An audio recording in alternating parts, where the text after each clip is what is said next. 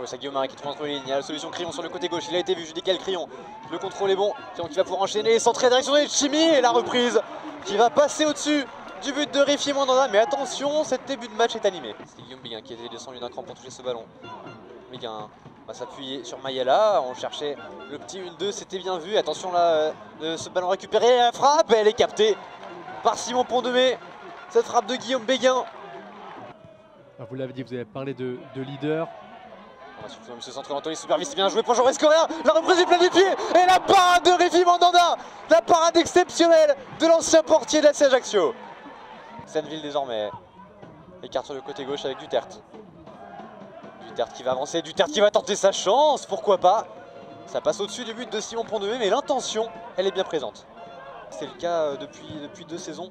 Attention quand même, on va revenir au jeu parce que Guillaume Béguin qui a trouvé, s'il réussit à prolonger pour Konaté, c'est fait. Désormais la frappe d'Amadou Konaté qui va passer juste à côté du but de Simon Pont-de-Mé. C'était même Davel Mayela.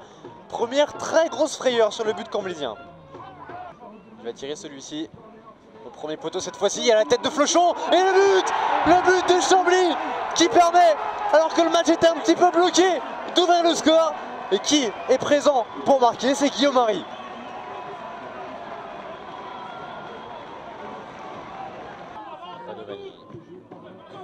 Oh, attention, ce ballon manqué par Podavanier pour Combine dans l'opportunité avec Guillaume Béguin. Il a le support de David Mayela. Mayela dans la surface de réparation qui va tenter la frappe. Elle est croisée, peut-être un petit peu trop. Et c'est sur cette semi-occasion, opportunité que M. Angoula va renvoyer les 2 équipes au vestiaire. Pour l'instant, Chambly mène 1-0.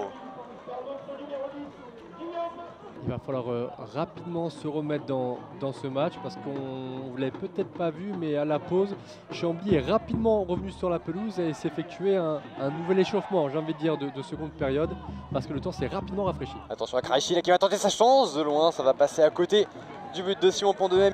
Attention avec ce débordement sur le côté gauche, on va trouver Guillaume Marie, la tonnade, Joris Correa encore une fois, la frappe de Correa. Oh quel but exceptionnel de Joris Correa sur cet appui parfaitement réalisé avec Guillaume Marie.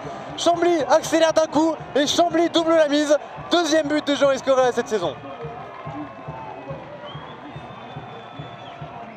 Ils sont venus en nombre, hein, les supporters camblisiens. Le stade des Marais qui est, on va pas dire plein, il y a encore un petit peu de place, mais attention à ne pas le faire refroidir avec Guillaume Béguin qui peut trouver sur le côté gauche Nassim Ouamou, le centre de Ouamou au second poteau. Et quelle intervention du capitaine Thibaut Jacques.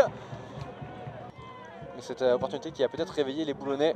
Intervention Flochon, mais c'est pas terminé avec Konaté au milieu de 3 voire 4 camblisiens. Il commence à passer Konaté, il va réussir même à tirer.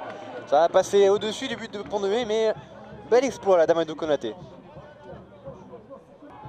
Qui est l'un des talents dénichés par Boulogne cette saison. Très tôt, encore une fois dans son mercato, qui a donc eu le temps de s'adapter à ses nouveaux coéquipiers. Bon, attention à Guillaume Marie qui est passé, Guillaume Marie qui va tenter sa chance et capté en 2 temps par Rifi Mandanda. Vous parliez du match en retard des Camblisiens, c'était à cause de la pelouse de Pau.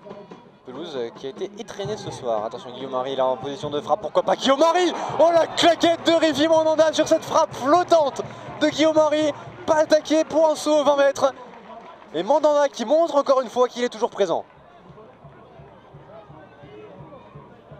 Je ne veux pas m'avancer, mais il y a de fortes chances qu'on retrouve une nouvelle fois Rifi Mandanda dans le top arrêt la semaine prochaine. Cette mauvaise fin de saison, cette mauvais début de saison pardon camblisien.